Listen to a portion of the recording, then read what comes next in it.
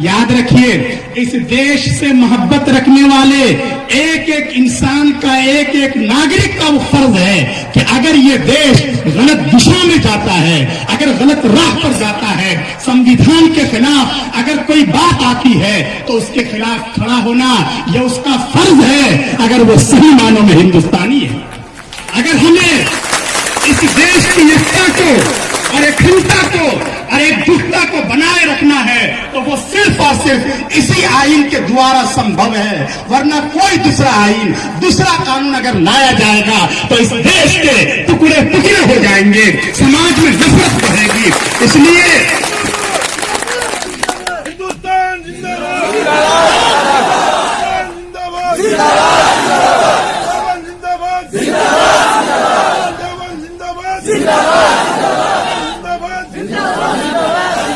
आम के हाथ में है हुक्मरानों को मुंतखब करना, उन्हें कुर्सी पर बिठाना और उन्हें कुर्सी से उतारना। मतलब इसका यह है कि हमारा ये देश एक जमहूरी मुल्क है, यहाँ तानाशाही और डिक्टेटरशिप के लिए कोई जगह नहीं है। ये परचम जो लहरा रहा है, आप क्या समझते हैं? ये आजादी हमें बड़ी कुर्बानियों के बाद मिली है। इस सुबह आजादी को देखने के लिए लाखों उलमाए किराम, हिंदुस्तान के मुजाहिदीन और यहाँ के बाशिंदे ख्वाब अपनी आंखों में सजाए हुए इस दुनिया से चल बसे, लेकिन वो इस सुबह को नहीं देख पाए थे। लेकिन आज जब ये देश आजाद है तो हमें ये देखना है कि हम उनके ख्वाबों को किस तरह ताबीर करने की कोशिश में लगे हुए हैं। यौम जमहूरिया का मतलब आप समझ रहे हैं। हमारा देश 15 अगस्त 1947 में आजाद हो गया था, लेकिन हमारे पास अपना कोई कॉन्स्टिट्यूशन नहीं था, हमारा अपना कोई संविधान नहीं था।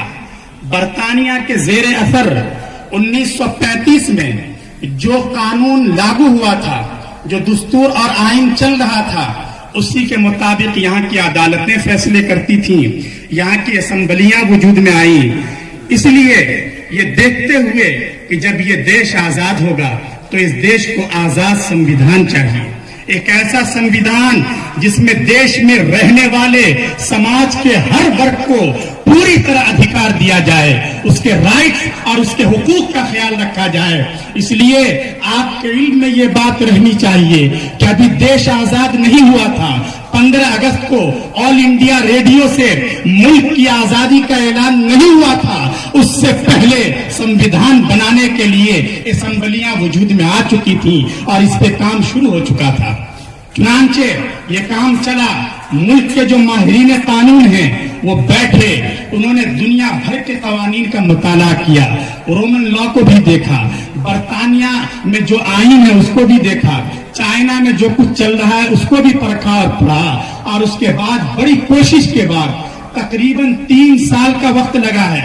ये जो आइन की ये किताब है, इसको मुरत्तब करने के लिए, जिसका पहला एडिशन सबसे पहले आप ही के करीबी शहर देहरादून से शाये हुआ था, जब ये आइन मंजूर हुआ था, उसका ये भारत का आइन, इसमें 3 साल लगे हैं। 11 मरतबा असेंबलियां बैठी हैं इसके कवानीन पर गौर व खौज करने के लिए, और ये वो आइन है जो पूरे दुनिया का सबसे बड़ा दस्तूर समझा जाता है। इसमें 448 दफात हैं। इतनी दफात इस वक्त पूरी दुनिया के किसी कानून की किताब में नहीं है। चूंकि जाहिर है कि ये बड़ा देश है, यहाँ भांत भांत की बोलियां बोलने वाले लोग रहते हैं, अलग अलग विचारधारा रखने वाले समाज के लोग हैं, अलग अलग मजहब को मानने वाले लोग हैं। इसलिए जरूरत इस बात की थी कि ऐसा आइन बनाया जाए, ऐसा संविधान बनाया जाए जिसमें सबके भावनाओं को जगह दी जाए और सबके जज्बात का ख्याल रखा जाए। इसलिए ये जो आइन के मेमार थे डॉक्टर भीमराव अंबेडकर साहब, मौलाना अबुल कलाम आजाद, और उस वक्त पूरी एक टीम थी जिसमें 200 से ज्यादा अफराद थे जो असेंबली वजूद में आई थी। इन सब ने मिलकर एक बहुत ही ऐसा आइन बनाया, संविधान बनाया जो काबिल अमल था, काबिल कबूल था।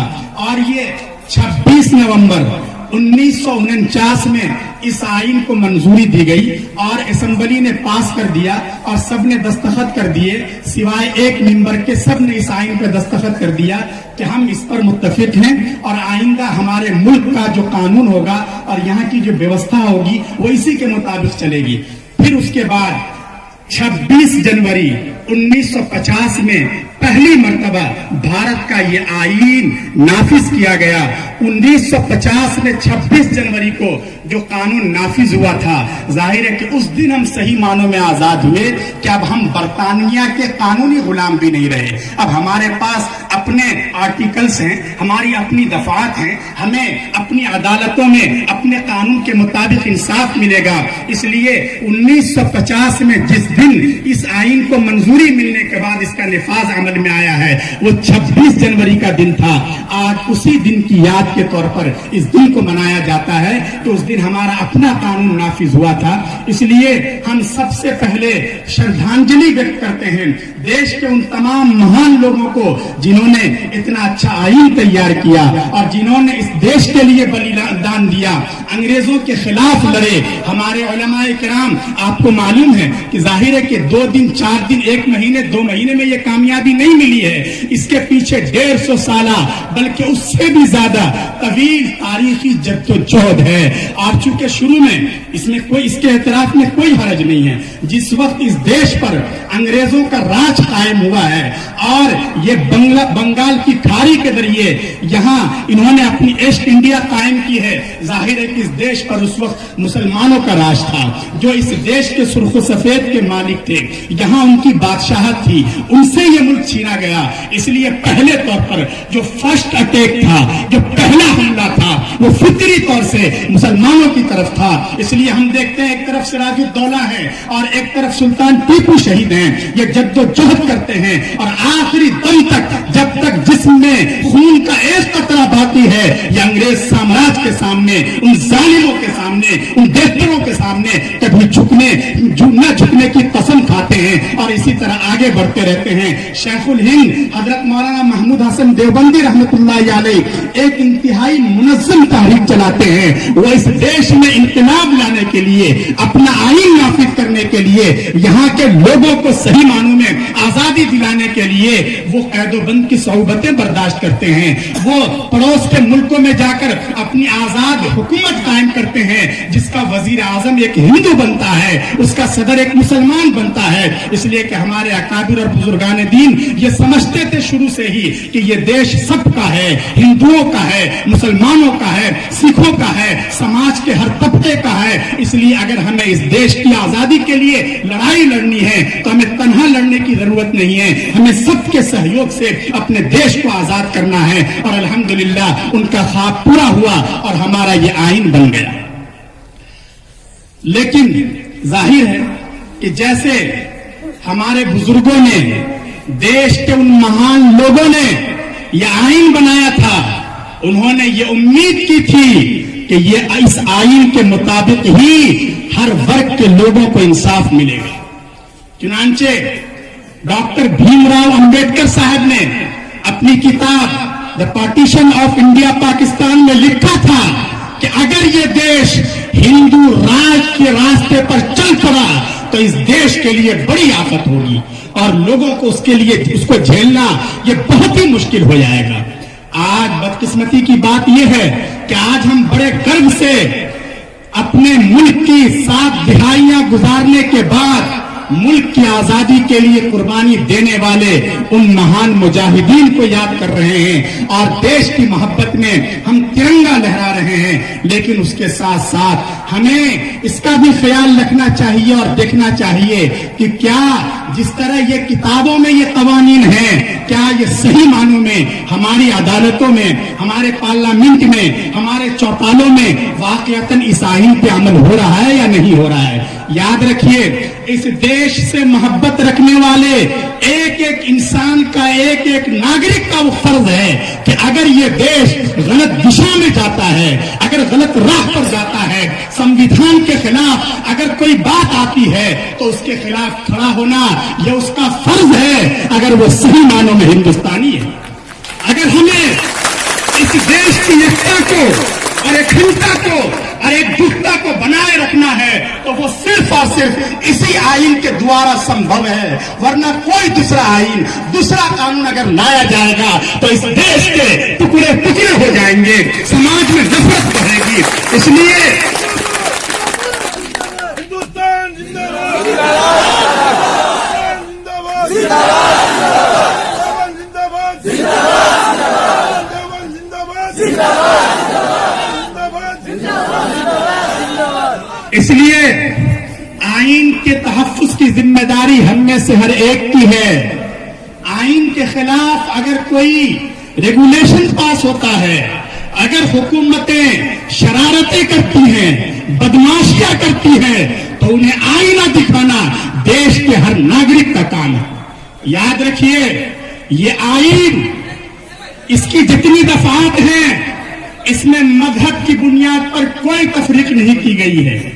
اس میں سب کو اپنے مذہب پر آزادی کے ساتھ عمل کرنے کی اجازت ہے، اپنی پسند کے ادارے قائم کرنے کی اجازت ہے۔ یہ اصول ہیں اس آئین کے۔ لیکن اب اگر کوئی ایسا قانون لائے جس میں ایک مذہب کے ماننے والوں کو الگ کر دیا جائے کہ ان کے لیے یہ ہو اور دوسروں کے لیے یہ قانون، ظاہر ہے کہ بھارت دیش سے محبت کرنے والے ایسے کسی قانون کو کبھی قبول نہیں کریں گے۔ اور یاد رکھیے، حکومتیں قانون سے چلتی ہے، آئین سے چلتی ہے۔ حکمرانوں کو اور انگی بحری سرکاروں کو اچھی طرح یہ بات سمجھ لینی چاہیے، ظلم کی لاٹھی دیر تک نہیں چلتی ہے۔ آپ ظلم کے ذریعے اپنے ملک کو آگے نہیں لے جا سکتے۔ اس لیے آپ اس آئین کی قسم کھاتے ہیں۔ آپ جب ایم پی بنتے ہیں، آپ جب پردھان منتری بنتے ہیں، آپ یہ قسم کھاتے ہیں کہ آپ اس آئین کا تحفظ کریں گے، اور آپ ایسے ریگولیشن لاتے ہیں، آپ ایسے بل لاتے ہیں، آپ ایسے قوانین پاس کرواتے ہیں جس میں آئین کی آتما کی آتم ہتیا کرنے کی کوشش کی جاتی ہے اور اس کی روح کو ختم کرنے کی کوشش کی جاتی ہے۔ اس لیے ہم دیکھ رہے ہیں کہ اس وقت 26 جنوری کا یہ خوشی کا دن ہے، لیکن ہم یقیناً خوشی کا اظہار کر رہے ہیں اس لیے کہ ہمارا دیش آزاد ہے، اور اس دیش کے لیے ہمارے پرکھوں نے اپنا خون بہایا ہے اور بڑا بلیدان دیا ہے۔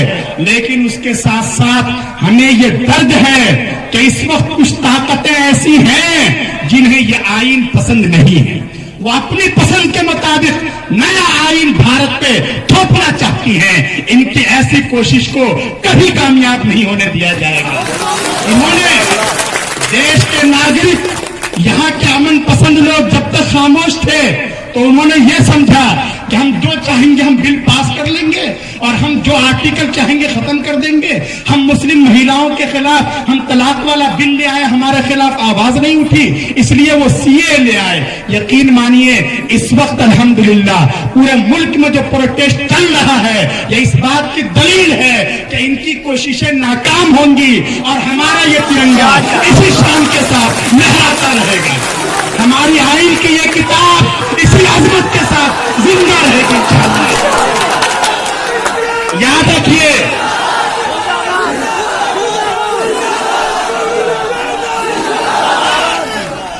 ہم دیش کو بانٹنے والی کسی طاقت کا سپورٹ بالکل نہیں کرتے۔ ہم ان مظلوموں کے ساتھ کھڑے ہیں، ان ماں اور بہنوں کے ساتھ کھڑے ہیں جنہوں نے کئی باغ بسا دیے ہیں اپنے چھوٹے چھوٹے بچوں کو لے کر، اور اپنی رات ایک کر کے دن ایک کر کے صرف اس ترنگا کی شان کو باقی رکھنے کے لیے، اس آئین کی عظمت کو باقی رکھنے کے لیے جو قربانیاں دے رہی ہیں، جو پروٹیسٹ کر رہی ہیں، ہم ان کے ساتھ ہیں، ہم انصاف پسندوں کے ساتھ ہیں، پورا دیش ان کے ساتھ ہے۔ اس لیے آج 26 جنوری یوم آئین ہے، یوم جمہوریہ ہے۔ ہم سب کو یہ عہد کرنا چاہیے کہ ہم بھارت کے اس دستور کو اور اس سمویدھان کو جو لوگ خراب کرنا چاہتے ہیں، ان کی کوششوں کو کبھی کامیاب نہیں ہونے دیں گے۔ ظاہر ہے کہ مجھے صرف نظامت کے لیے کہا گیا ہے، اور انشاءاللہ ہمارے حضرت دامت برکاتہم کا خطاب ہوگا، اور انشاءاللہ آپ سنیں گے کہ ہمارے بزرگوں نے اس کی شان اور عظمت کو برقرار رکھنے کے لیے کتنی قربانیاں دی ہیں. آپ کو یہ صرف 3 رنگ نظر آ رہا ہے؟ نہیں، یہ سفید ہمارے بزرگوں کا اخلاص ہے. اخلاص اس کو آپ دیکھ لیجئے، ان کا جو جوش اور جذبہ تھا اور امید تھا اس کو آپ ہرے رنگ سے دیکھ سکتے ہیں. جن لوگوں نے قربانی دی ہے انہوں نے خون بہایا ہے، یہ سرخ رنگ ان کے خون کی شہادت دے رہا ہے. یہ سب چاہیے، جوش بھی چاہیے، اخلاص بھی چاہیے اور قربانی دینے کا حوصلہ بھی چاہیے. تبھی اس دیش کی عظمت اور اس کی سنسکرتی اور اس کی اکھنڈتا اور اس کا اتحاد باقی رہ سکتا ہے. آج ہم آئین کے تحفظ کے لیے جمع ہیں، لیکن آج ہم دیکھ رہے ہیں کتنی دھند ہے.